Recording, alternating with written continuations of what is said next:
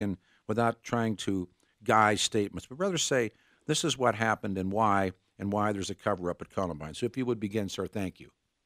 The best way I can answer that question is to read you what I wrote after I left Columbine, and I put this as one of the opening statements in this book you said you weren't going to go into today, which is fine, but I put this as the opening statement in there.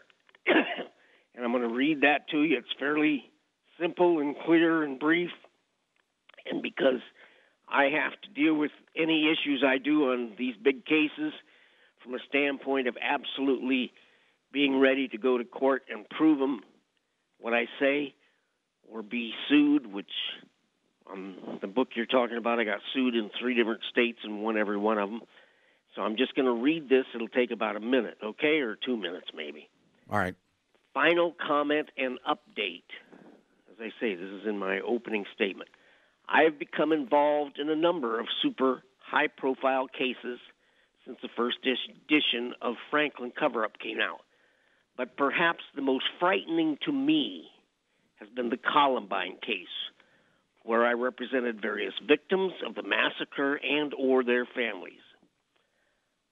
I believe, as a result of those cases, I am the lonely lawyer to have taken the deposition of the Harris boys' mother and father, and I am one of the only victims' lawyers to have seen certain Columbine materials and tapes. I have reached certain conclusions on Columbine, which I feel obligated to put into print here in hopes it will someday make a difference. And I think I wrote this in 2005. More court action has been done to keep everything secret and destroy the depositions than anything I have seen in my 40-plus years of court activity.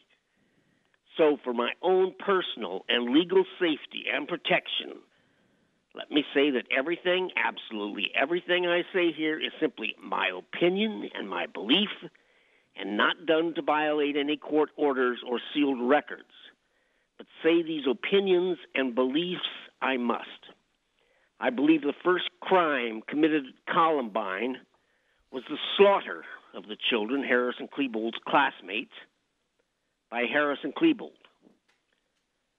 Number 2, just as surely I do believe the second crime of Columbine has been the continuing and strong suppression of the information and evidence by the legal system, which keeps parents and the public from really ever knowing the truth, or from at least having a real opportunity to make judgments as to what the truth is by having available for them all the information. That's, Wait, let me continue. As to what, by having all the information from which to make judgments. And here's the final part. I believe, as sure as I believe anything on this earth, the claim I made in a lawsuit in federal court in which I alleged on behalf of the Columbine children that the Harris boys' actions, including particularly and especially his final act of suicide, were caused or influenced to occur by the antidepressant drugs he was taking. Remarkably enough, within a year or so after I dropped out of this lawsuit and the lawsuit was dismissed by the federal judge, it became public information and knowledge that certain of these antidepressants do in fact cause suicidal behavior, particularly in children and teenagers.